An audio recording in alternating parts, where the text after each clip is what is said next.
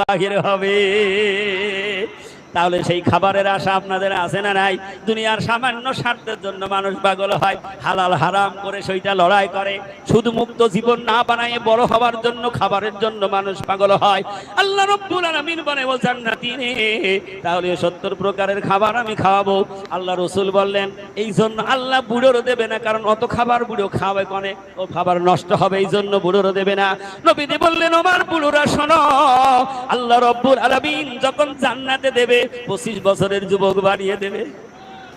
একটাও আল্লাহ বুড়ো রাখবে না, সবাইকে যুবক বানাই আমার আল্লাহ জান্নাতে দেবে।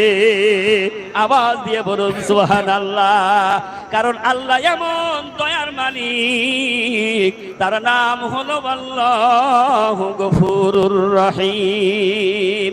আওয়াজ দিয়ে বলতে হবে সুবহানাল্লাহ।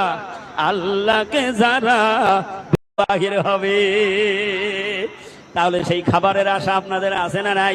দুনিয়ার সামান্য স্বার্থের জন্য মানুষ পাগল হয়, হালাল হারাম করে সেইটা লড়াই করে। শুধু মুক্ত জীবন না বানায় বড় হওয়ার জন্য খাবারের জন্য মানুষ পাগল হয়। আল্লাহ রাব্বুল আলামিন বলে জান্নাতীনে, তাহলে 70 প্রকারের খাবার আমি খাওয়াবো। আল্লাহ রাসূল বললেন এই জন্য আল্লাহ বুড়োর দেবে না, কারণ অত খাবার বুড়ো খাবে কোনে, ও খাবার নষ্ট হবে, এই জন্য বুড়োর দেবে না। নবীজি বললেন আমার বুড়োরা শোনো, আল্লাহ রাব্বুল আলামিন যখন জান্নাতে দেবে 25 বছরের যুবক বানিয়ে দেবে। একটাও আল্লাহ বুড়ো রাখবে না, সবাইকে যুবক বানাই আমার আল্লাহ জান্নাতে দেবে।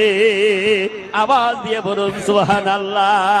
কারণ আল্লাহ এমন দয়ার মালিক, তার নাম হলো আল্লাহু গফুরুর রহিম।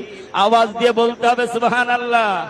আল্লাহকে যারা বেশেছে ভালো, দুঃখ কি আর তাদের থাকতে পারে, হতাশা কি আর তাদের থাকতে পারে। আল্লাহকে যারা বেশেছে ভালো, দুঃখ কি আর তাদের থাকতে পারে, হতাশা কি আর তাদের থাকতে পারে।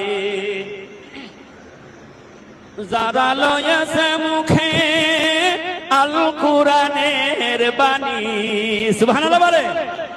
জামানার কুতুবারি পিল্লার বাদশা ডাক দিয়েছেন, কালাম পাক তুলে দিয়েছেন, আর কবি সম্রাট আল্লামা ইকবাল গাইলেন যারা লয়েছে মুখে আল কুরআনের বাণী, যারা লয়েছে মুখে